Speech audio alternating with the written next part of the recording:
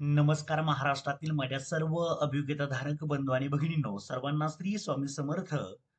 आजही आपण जर त्या ठिकाणी पवित्र पोर्टलच्या वेबसाईटला जर गेलो तर आपल्याला अशा पद्धतीने अगदी ओटीपी देखील सेंड होतोय.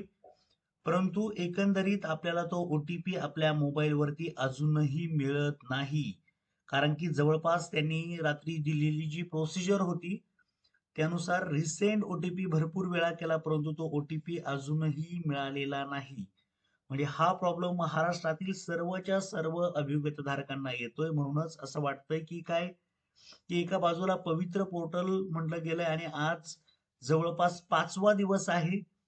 अभियोग्यताधारकांना ओटीपी मिळत नाहीये आणि त्यांची मागणी ते वारंवार त्या ठिकाणी पोहोचवत आहेत, परंतु त्याला अजूनही कोणत्याच प्रकारची प्रतिक्रिया आपल्याला पाहायला मिळाली नाही.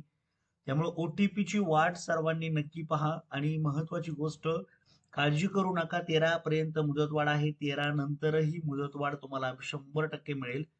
कारण की आता जर पाहिलं तर पहिले 4-5 दिवस हे ओटीपी मध्येच गेलेत. त्यामुळे काळजी करू नका. खरं तर हे प्रॉब्लेम पोर्टल निर्माण झाल्याचं आपल्याला या ठिकाणी पाहायला मिळतंय. कारण की प्रत्येकालाच प्रॉब्लेम येतोय. ओके. तर त्यामुळं पॅनिक होऊ नका, काळजी करू नका. अशा पद्धतीने आता मी जवळपास 10 ते 12 वेळा त्यांनी दिलेल्या सूचनांचं पालन केलं आणि नक्की पाहिलं की काय होऊ शकतं या ठिकाणी. तर ओटीपी अजूनही येत नाहीये मोबाईलला. बऱ्याच वेळा इनकॉग्निटो मोड वापरला, त्यानंतर फायरफॉक्स वापरला, सर्व काही वापरून सुद्धा ओटीपी मिळत नाहीये. त्यामुळं तुम्हाला सुद्धा असाच प्रॉब्लेम 100% येत असणार आहे. काळजी करू नका. थोड्या वेळात किंवा आजच्या दिवसभरामध्ये याच्यावरती काहीतरी सोल्युशन निघेल. त्यासाठी सर्वच्या सर्व अभियोग्यताधारक मेल करत आहेत. तुम्ही सुद्धा मेल करू शकता. ओके. तर तुमचं काम या भरतीमध्ये व्हावं यासाठी सर्वांना शुभेच्छा.